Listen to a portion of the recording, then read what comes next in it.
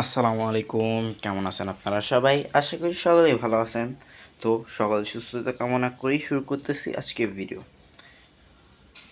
তো ইতিমধ্যে কিন্তু শীত চলে আসছে, ঠিক আছে? শীতে কিন্তু মোটামুটি ফিশ কিপিং জার্নিটা খুবই একটা টাফ, ঠিক আছে? অনেক ঝামেলা এই টাইমটাতে মাছের টেক কেয়ার করা। অনেকেরই হচ্ছে মাছ মারা যায়। যারা ফার্ম করে তাদের তো আর কিছু বইলা লাভই নেই, তাদের তারও বাজে অবস্থা। বিশেষ করে গাপ্পি সেক্টরে যারা কাজ করে, ফাইটারের অ্যাকচুয়ালি তেমন বেশি কোনো সমস্যা হয় না শীতে, ওরা এটা সারভাইভ করে নেয়। এরপরও যে একবারে যে হয় না, তাও মোটামুটি কিছু না কিছু তো হয়, সমস্যা হয়েই থাকে, সব মাছেরই হয়। কিন্তু গাপ্পির এটা হচ্ছে একটু অতিরিক্ত। যেমন অনেকের হচ্ছে গাপ্পির বাচ্চা মারা যায় শীতে। এই যে এই সাইজে হয়ে গেলে তখন একটু একটু রিস্ক ফ্রি থাকে, এর আগ পর্যন্ত মরতে থাকে সবারই। বিশেষ করে যারা নিউলি মাছ পালেন, নতুন যারা এই সেক্টরে, তাদের হচ্ছে সবচেয়ে বেশি সমস্যা হয়। তো আজকে হচ্ছে কি করলে আমাদের মাছ মারা যাবে না, কি কি করণীয় শীতের এই মৌসুমে মাছ যাতে না মারা যায়, সেটা নিয়েই হচ্ছে আজকে কথা বলবো। তো এখানে হচ্ছে নতুন কিছু বের করার ট্রাই করতেছি মিক্স গাপ্পি থেকে। এই যে এগুলো কিন্তু মিক্স গাপ্পি, ওটা হচ্ছে শুধু ব্ল্যাক মেটাল। হ্যাঁ, এটা মিক্স গাপ্পি, হাই কোয়ালিটির, যত ভালো কোয়ালিটি বের করা যায় ওইটাই ট্রাই করতেছি। এখানে হচ্ছে একবার হাই কোয়ালিটিরগুলো, আর এখানে হচ্ছে একটু লো গ্রেডের যেগুলো। এখানে আছে হচ্ছে কোবরা টাইপের আছে, তারপর হচ্ছে আরটিপি আছে, কিছু ডাম্বো মোজাইকেরও ফিমেল আছে। হ্যাঁ, এটা একটু লো গ্রেডের করতেছি, আর এটা হচ্ছে একটু হাই গ্রেডের। লো গ্রেডের অ্যাকচুয়ালি একটাও না, এগুলাও কিন্তু প্রচণ্ড লেভেলের সুন্দর, অ্যাকোয়ারিয়ামে তুললে দেখতে পারবেন। আচ্ছা, তো কাজের কথায় আসি। তো মেনলি ইনডোরে যারা পালেন তাদেরও সমস্যা হয়, আউটডোরে যারা পালেন তাদের তো আর বইলা লাভ নেই, তাদের তো আরও বেশি। তো হিটার, যেমন ধরেন আমার মতো যাদের মনে করেন 5-6টা ট্যাঙ্ক আছে, আমারও অত বেশি না, ঠিক আছে? যে কয়টা আছে মনে করেন 4-5টা বা 6-7টা যাদের, হিটার তো মনে করেন এফোর্ডেবল না। হ্যাঁ, তো এই কয়দিনের জন্য একটা করে হিটার প্রতিটা ট্যাঙ্কের জন্য। তো হিটার ছাড়া বিকল্পটা কি করা যায়, সেটা নিয়েই আজকে কথা বলবো। বিকল্প হইতে পারে, যেমন ধরেন রুম টেম্পারেচারটা যদি একটু কন্ট্রোলে রাখেন, পানির টেম্পারেচার যদি 24, আচ্ছা দেখেন আজকে কিন্তু 23 ডিগ্রি সেলসিয়াস ঢাকায়, ঠিক আছে? তো আমার মাছগুলো দেখেন কি পরিমাণ অ্যাক্টিভ।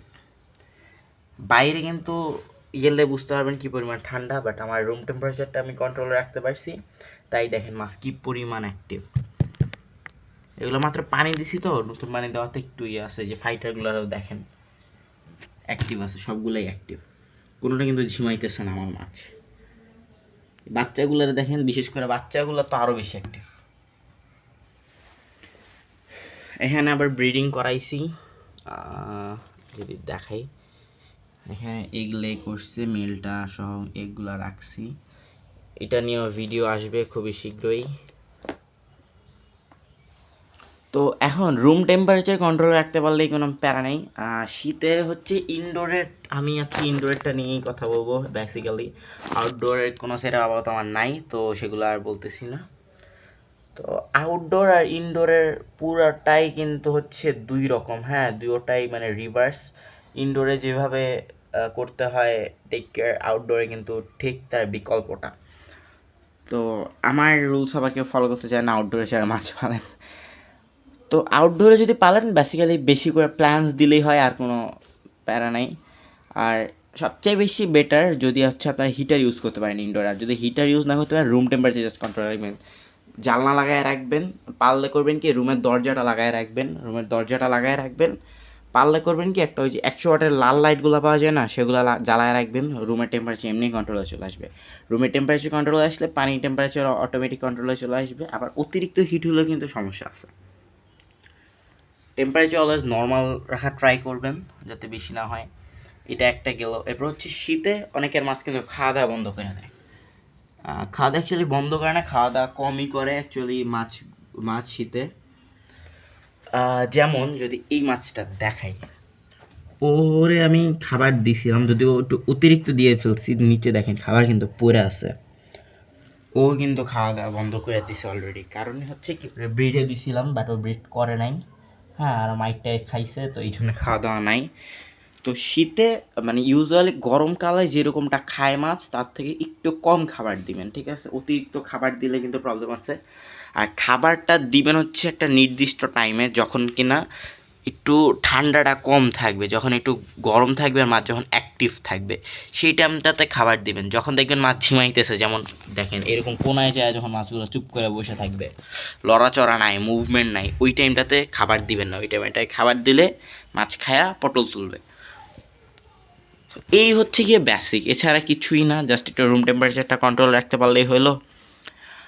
হচ্ছে আপনার কি বলে, খাবারটা একটু কম দিতে হবে অ্যাজ ইউজুয়ালের তুলনায়। আর হচ্ছে খাবারটা দিতে হবে মাছ যখন অ্যাক্টিভ আছে, মাছের যখন মুভমেন্ট আছে তখন।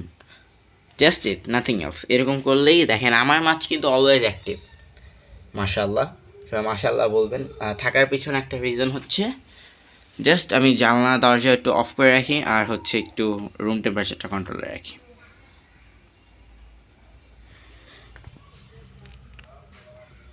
তো মোটামুটি এই ছিল আজকের ভিডিও, এই ছিল বেসিক্স। সবাই যদি এই দুইটা রুলস একটু ফলো করেন আপনাদের মাছে কিচ্ছু হবে না ইনশাআল্লাহ।